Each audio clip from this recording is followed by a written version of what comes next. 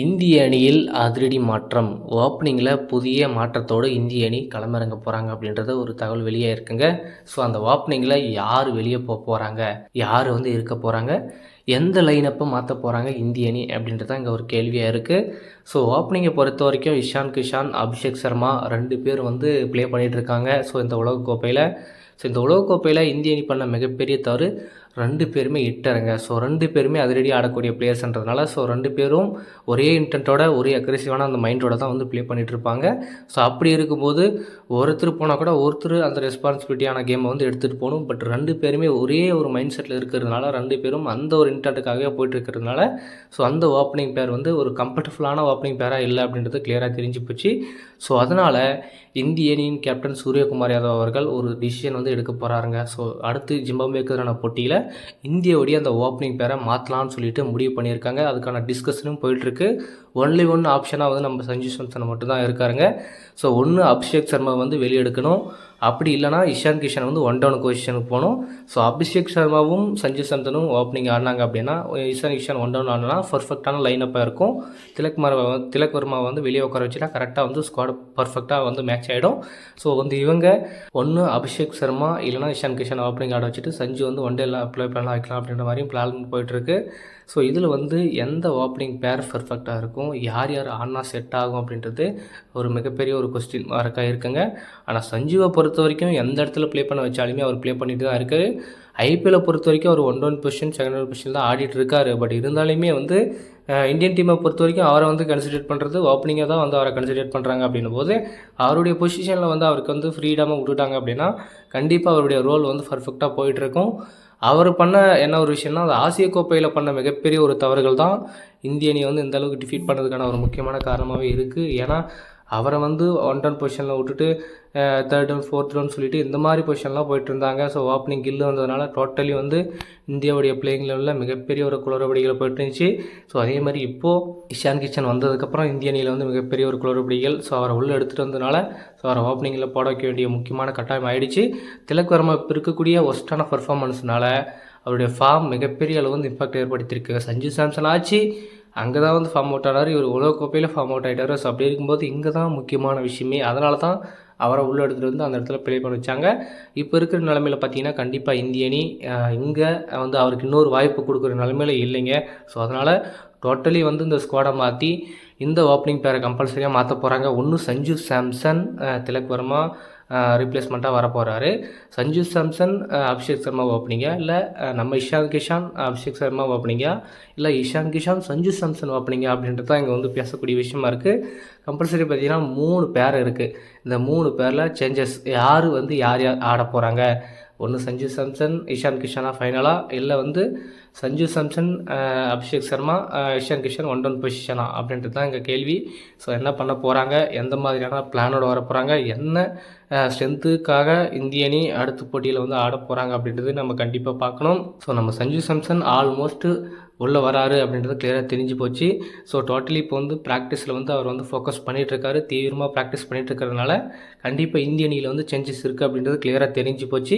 So எந்த மாதிரியான பிளானோட வர போகிறாங்க, என்னவா இருக்க போகுது, சஞ்சு சாம்சன் அவருடைய ரோல் இன்னொரு சான்ஸ் கிடைக்கிறதுக்கான சான்சஸ் இருக்குது.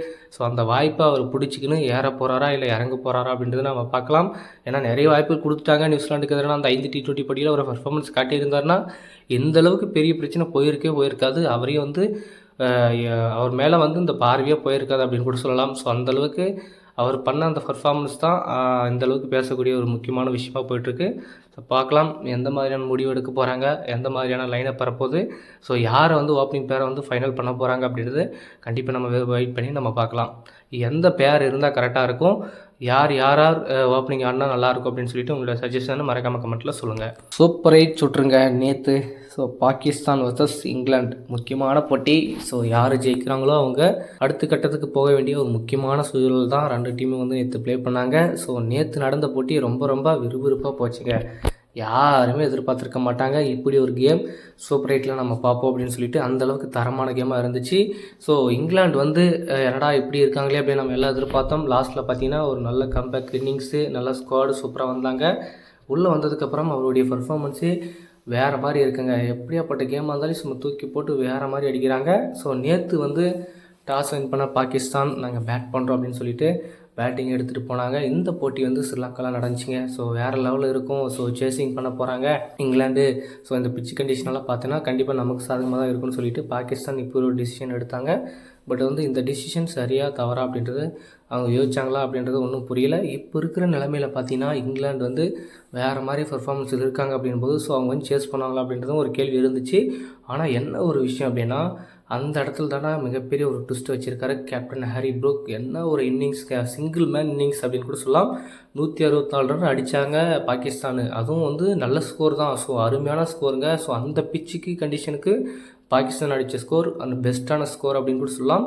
ஒரு நல்ல பவுலிங் இப்போ வச்சுக்கிட்டு வந்து இங்கிலாண்டை வந்து நல்லா தான் வந்து கண்ட்ரோல் பண்ணிட்டு வந்தாங்க. ஒரு கட்டத்துக்கு பார்த்தீங்கன்னா இங்கிலாந்து வந்து 165 அடித்தா வின்னு அப்படின்ற ஒரு இதோட இறங்கினாங்க. ஸோ நல்ல ஓப்பனிங் ஃபஸ்ட்டு பாலே வந்து ஃபிலிப் சால்ட்டை வந்து அப்படியே அவர்கள் வீழ்த்தினார். ஸோ அங்கே டோட்டலி இங்கிலாந்துடைய அந்த பேட்டிங் லைனப் கொலாப்ஸ் அப்படின்னு கூட நம்ம சொல்லலாம்.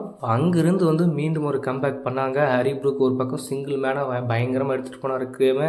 ஸோ வில் ஜாக்ஸ் பார்த்திங்கன்னா கடைசியாக வந்து ஒரு நல்ல சின்ன கேம்பியோ ஆனார். ஸோ அந்த கேம்பியோ தான் வந்து இங்கிலாந்து வந்து ஆல்மோஸ்ட் வந்து இந்த போட்டி ஜெயிக்கிறதுக்கு ஒரு முக்கியமான காரணமாக இருந்துச்சுங்க. அதுவும் 8 விக்கெட் எடுத்துட்டாங்க பாகிஸ்தான். இன்னும் கொஞ்சம் கண்ட்ரோல் பண்ணியிருந்தாங்க. மேபி ஹாரி ப்ரூக் வந்து முன்னாடியே எடுத்திருந்தாங்க அப்படின்னா பாகிஸ்தானுக்கு இந்த கேம் போயிருக்கும். ஸோ இந்த உலகக்கோப்பையில் முதல் அணியாக செமிஃபைனலுக்கு வந்து என்ட்ரி ஆகியிருக்காங்க இங்கிலாந்து அணி. ஸோ இது கொஞ்சம் கூட யாரும் எதிர்பார்த்துருக்கவே மாட்டாங்க. அந்த லீக் ஸ்டேஜில் ஆடின அவங்க விதம், ஸோ இங்கே வந்து இப்போ செமிஃபைனலுக்கு முதல் அணியாக கால் எடுத்து வச்ச விதம், ஸோ எல்லாமே டோட்டலி வந்து அவங்களுடைய பர்ஃபார்மன்ஸு வேறு மாதிரி இருக்குங்க. என்ன இங்கிலாந்து வந்து வெளியே போயிடுவாங்க அப்படின்னு சொல்லிட்டு எல்லாருமே எதிர்பார்த்தோம். லாஸ்ட்டில் வந்து உள்ளே வந்தாங்க. மேபி இந்த உலகக்கோப்பையை அடிக்கிறதுக்கான வாய்ப்புகளும் அதிகமாக இருக்குது. எப்போ என்ன வேணால் நடக்கும் சொல்லவே முடியாது. மேபி அந்த 2016 வெஸ்ட் இண்டியன்ஸ் இங்கிலாந்து 2 பேரும் அந்த மோதினாங்க. கடைசி 4 பாலுக்கு 4 6 அடித்து பிராத்வைட் வந்து உலகக்கோப்பையை அடிக்க வைப்பார் வெஸ்ட் இண்டீஸ்க்காக. ஸோ அந்த மாதிரி மீண்டும் ஒரு சம்பவத்தை வந்து வெஸ்ட் இண்டீஸ் வர்சஸ் இங்கிலாந்து நம்ம பார்க்கறதுக்கான ஒரு சான்சஸ் இருக்குது அப்படின்றது நம்ம கண்டிப்பாக பார்க்கணும். ஸோ நேற்றைய போட்டியில் பாகிஸ்தான் செய்த மிகப்பெரிய தவறுகள் என்னென்னா ஒரு சில விஷயங்கள்லாம் பண்ணாங்க. ஸோ ஒரு சில விஷயங்கள்லாம் பர்ஃபெக்டாக பண்ணியிருந்தாங்க அப்படின்னா பேட்டிங்கில் மேபி இன்னும் ஒரு 20 ரனுக்கு பக்கம் அடிச்சிருந்தாங்கன்னா மேபி வந்து வெற்றிகள் வாய்ப்பு இருந்திருக்கும். இப்போது பாகிஸ்தான் வெளியே போகிற நிலைமையில் இருக்குங்க. ஸோ ஆல்மோஸ்ட் பார்த்திங்கன்னா 80% வந்து வெளியே போகிறதுக்கான சான்சஸ் இருக்குது. இங்கிலாந்து வந்து நியூசிலாண்டை அடித்தாங்க மட்டும்தான் பாகிஸ்தானுக்கு சான்சஸ் இருக்குது. பாகிஸ்தான் ஸ்ரீலங்கா அடித்தா மட்டும்தான் சான்சஸ் இருக்குது.